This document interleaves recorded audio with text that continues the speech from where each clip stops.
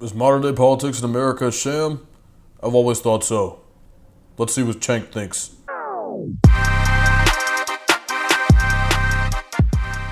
Control all of politics. Now, first of all, I agree with this 100%. The mainstream media wings control who votes for who. They sway massive amounts of votes on a whim or based on who their donors are, and money controls everything through lobbyists, super PACs, etc. I mean, look, bro, you know how politics works. Rich organizations and rich people are paying for their policies to be enacted. It's that simple. Whether that be by convincing people with misinformation through the media, or by just straight up paying politicians to shape their platform. Through, of course, super PACs and PACs and political action committees and these esoteric entities that, of course, completely absolve these rich people from any blame, guys. We don't see right through that at all. You're right. PACs work. Hey, nice to see you again. Good to see you, bro. Okay, so That's totally not just a rich guy with some organization that is named something. we disagree on the framing. We might not disagree on the substance. So when you say they control all of politics, I feel like that breeds a lot of cynicism, which is kind of my issue with populism, is you tell these people, like, it's hopeless, corporations, media control all of it. But what's kind of implied in your premise, like media, for example. Media It is. That's true, though. That's literally what it is. I don't vote, and there's a reason I don't vote. It's just garbage. is effective because it influences the people who actually vote and have a lot of power. Same thing with super PACs. They're spending on Yeah, but a lot of people are politically uneducated, and they just fall for any ploys on media. It's easier for the media, right, to go after the low-hanging fruit, aka the idiots of America, who are just going to believe anything they say. Whatever's on the media, you can easily sway things. They're not going to think for themselves objectively. If you feed them enough stuff, they're just going to go for it. They're not going to try to look for opposing viewpoints and try to analyze things objectively. They're just going to slowly be pushed into this echo chamber. And that's what's happened to the majority of Americans. a lot of the time. So I think when you paint this narrative, So it does become hopeless for a politically educated person to, why vote? What's the point? It's just going to be a battle of the media wings. That's it. they control all of it. Disproportionate, yes. A lot more than they should, yes, we agree. Campaign finance reform, yes. I feel like a lot of people, especially in my generation, just check out of politics. Like the corporations are going to do what they want to do. The media's going to do what they want to do. I'm just going to scroll on TikTok. And I feel like it's very Agreed. damaging to our society. Yeah. So number I mean, it's damaging to have a system that's so rigged. That's what's damaging. one, This is controlled opposition, man. We're not talking about a real political competition. I'm a huge believer in hope, so I would never say don't get involved in politics. In fact, that's why I started Justice Democrats to bring progressives in the Congress. I started Wolf PAC to take money out of politics, and Rebellion PAC is saying no, get involved. And that 2028 primary on the Democratic side is maybe the most important election of our lifetimes. We have to pick a populist so that we'll actually deliver for the American people. So if you deliver for the American people, if you stop lying to them and say you're going to do things and then never do it, if you actually do those things that are very, very popular, then you'll re-energize the entire voting So when base. you say we need to pick a populist, is your definition of populist Democrats are cooked, bro. Democrats don't stand for reparations. What do they actually stand for? They are not a left-wing party at all.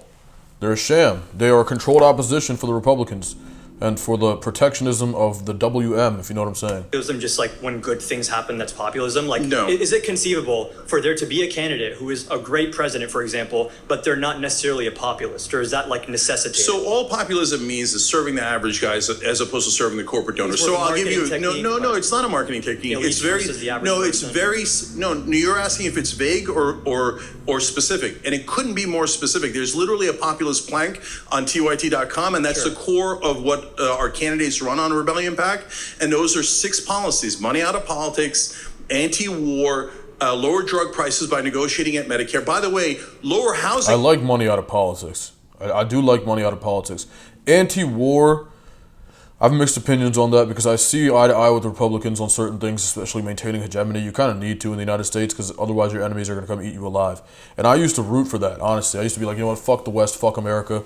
And I literally used to be like that, man. That was how I was as like a radical left-wing guy. Now I realize, I've gotten older and realize how American I really am. I mean, me being brown, like, it's tough to identify with, America and that flag and all the whole American shebang, right? But as you get older, start meeting other people, move to New York, start meeting people from different countries, I'm like, God damn, I'm hella American. I can't live like these people, man. I have a whole certain set of values, like, you know what I mean? And we share a lot of things as a country, as Americans. Beyond that, we all pay taxes and try to contribute to the social good here by working a job or whatever. We're part of a society. So just on the basis of that, whether you agree with the ideals or the history of it, or, you know, who's more American or whatever, just on the basis of the fact that we live in a society together, that makes us American. And we have to be able to you know, unite over that to an extent, right? Like, I don't fuck with a lot of you. I'll be honest with you. Fuck most of you. Fuck y'all. I don't care about you. But at the end of the day, like, we do have to lock in a little bit and work together on certain shit. And if that, especially when it comes to foreign affairs, if other countries are probably going to eat us alive and try to kill all of us, you know, we might want to watch out for that, right? And kind of control foreign affairs in a certain way to make sure that doesn't happen. That's what the Republicans say, and I kind of get it. And on one hand, it's like, dude, what are we doing? Like, interfering with everybody's shit. On one hand, it's like, I see what you're saying, though, because otherwise everybody's going to be in a tyrannical, you know, sort of situation, because they're all going to take over. So I don't know. Prices, mixed bag. By banning private equity from buying residential real estate, they're robbing us of our wealth creation in this country. That's going to destroy the middle class. So paid family leave, again, these are very easy to pass. If you say you can't pass at 84%, then you can't pass anything. But we don't pass things through public opinion polls. We don't pass things through public opinion polls. You need people to get involved on a very granular level sometimes. Like, for example, paid family leave. There's different ways to fund that. There's different amounts that can cover, different amounts of months. I agree we need it. It's a very good policy. If you advocate for it properly, it will win. But this goes back to my... But they never do. But this goes back to my initial problem. Why do they never do that? Who? Why do the Democrats never fight for a bill at 84%? I think the Democrats right now are extremely spineless. We don't disagree on that. All right, good.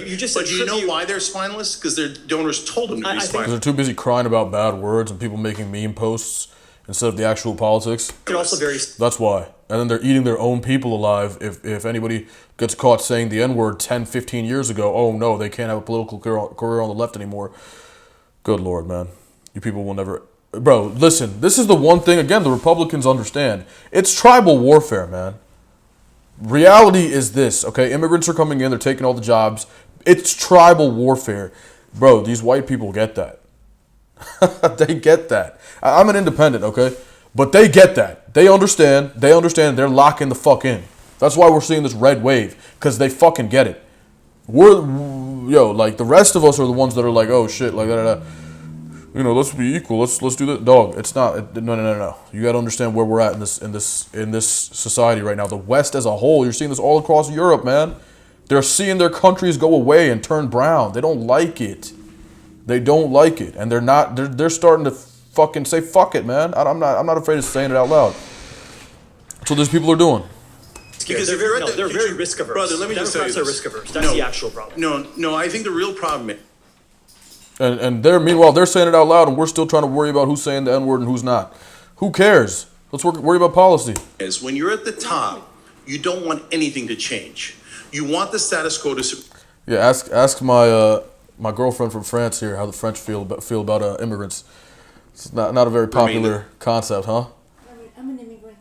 Yeah, here, but I'm saying, never mind. We've had conversations about this, bro. It's a rising tide of xenophobia in these Western countries, okay? Same. And meanwhile, of course, us brown people, we do have to come over here and take what we can in the West, because our countries were taken from for centuries, decades and centuries, millennia in some cases, right? And so it's tribal warfare, dog. It is tribal warfare. The Republicans get it, right? The Republicans, you know what I'm saying by that? You know what I mean by that? They get it. Why don't we get it? We don't get it. We don't get it, bro. We're worried about the wrong motherfucking thing. Always. That's why I don't fuck with the Democratic Party. That is why mainstream media and establishment Democrats and Republicans say civility is the most important thing. Because if you're civil, you don't rock the boat. Why don't they want you to rock the boat? Because it's their boat. Okay. This is just such an oversimplification. It is not an oversimplification. There's the good guys and the bad guys. It's not. It isn't. And Cenk is right about this. It's not an oversimplification, because at the end of the day, dog. And look, here's the thing about the Republican Party too. And like the white America, right, is they know how to run a country. They're right about that. In terms of how to run a country, whether they want to be protectionist or not, they know how to run a country, all right? And they're right about how to go about running a country. like in terms of not giving out welfare to everybody, not taxing everyone out the ass, making sure we're strict on crime, putting the criminals in jail. These kinds of things are very obvious facts, axioms on how to run a country. And we are somehow, I mean, not we, I'm not on the left anymore. I consider myself a right-wing person in India. I mean, I'm not, I support America, and I want America to do well because I live here. But at the end of the day, dog, again, tribal warfare. You know where we are. It's tribal warfare, okay? We're trying, at the end of the day, at this point, it's like, you know, these people look like me, I got to team up with them. That's what they're doing, okay? That's what they're doing. And we are missing the boat. The donors and the results every single time. Do you know that in legislation, on the Young Turks, we predict ahead of time what's going to happen? We have nearly 100% track record. You know why? Not because we're geniuses, but because it's super easy. Look at where most of the money is, and that side wins 100% of the time. Passing legislation that's like very paradigm changing is just super easy. Is that your position? So things like paid family leave, but again, No, but he's right. What Cenk said, though, about... you know, the last thing is he's 100% right about that. Which is complicated. You agree that's complicated, right? No, I don't think it's complicated at all. Where's the fun? This is just such an oversimplification. It is not. That is why mainstream media and establishment Democrats and Republicans say civility is the most important thing. Because if you're civil, you don't rock the boat. Why don't they want you to rock the boat? Because it's their boat. Okay. Protectionism. He just defined protectionism. At the end of the day, right? Controlled opposition and protectionism keeps the reparations at bay. That's how it works, man. We don't want to admit we did anything wrong in the West. We never did anything wrong. Colonization, we helped you. We helped you. Don't you talk about reparations, colored boy. Bah, bah, bah. Get your Zet sunged. That's what happened to me. So, I mean, look, man, this is what happens, bro. And then the left is over here being a bunch of pussies, bro. And this is what happens. Such an oversimplification. It is not an oversimplification, there's the good guys brother. and the I bad can show guys, you the donors and and the results every single time. Do you know? Yeah, has 16. Pleasure to meet you, Cenk. All right, good to meet you, brother. I like your shirt. Thank you, People Over Politics. So I do agree with you that money has a control over politics. We see super PAC spending. We see Mitch McConnell and longtime figures, 40 years in politics, and I'm pretty sure everyone's just sick of it. I don't agree with on the media half, and I kind of want to explain why. A lot of people don't tune into mainstream media anymore, and I'm sure you know this. You run one of the biggest progressive channels on YouTube, but it's hard to see media having this big influence when so many people are tapped out. So I'm kind of wanting to understand why you think it's... They spent $16 billion at a minimum in this last election cycle. Where did most of that money go? It went to mainstream media, okay? So He's right, though. At this point, it's more like... It's like a regular season and then a national championship matchup. You know what I mean? Like, it's like an old school college football playoff before there was a playoff. It was just the national championship. Like, you got all the right wingers who are now way less close. They're all over the place. You got like the Fuentes guys, then you got like the Trump, and then you got like guys who are closer to the middle, like center. And then you have the left, it's the same thing. You got the guys that are all out here, and then you got one guy going in, and it's like Zoran Mamdani. Then it's like Joe Biden, right? And at the end of the day, somebody gets seated and they play each other for the national championship, which is the presidency. That's how it works now. Mainstream media has less to do with it. 16 billion reasons to make sure you don't find out that the donor money is corrupting. Okay, so now what is the effect of that? So when you see in the 2016 race, for example, Donald Trump, Hillary Clinton, Bernie Sanders, right? Now, Donald Trump eventually got about $5 billion in free media. And now, to be fair to him, he did a lot of interviews and Hillary decided not to do a lot of interviews. But a part of that was the media's decision. You know how much, before the primaries ended, Trump had already gotten $2 billion in free media, right? Do you know how much Bernie Sanders had gotten? $28 million. About what, I think 1% of what Trump had gotten, because mainstream media thinks that Bernie Sanders would actually do change, and they don't want change. They're all at the top. Almost all the anchors are millionaires. And the last thing they want is a left-wing populist who's actually going to make a difference. Oh, fake populists like Trump, no problem. Send in the clowns. Establishment Democrats. Fair. And Republicans, Mitch McConnell, Nancy Pelosi, both raised $1 billion from corporate donors and have done exactly what the corporate donors want. They're like, that's great. Let's pump them up. But whenever you got a real challenge to power, mainstream media attacks. Speaking on the terms of left-wing media. Real shit. What he just said is very true. Hey, like, comment, and subscribe, man.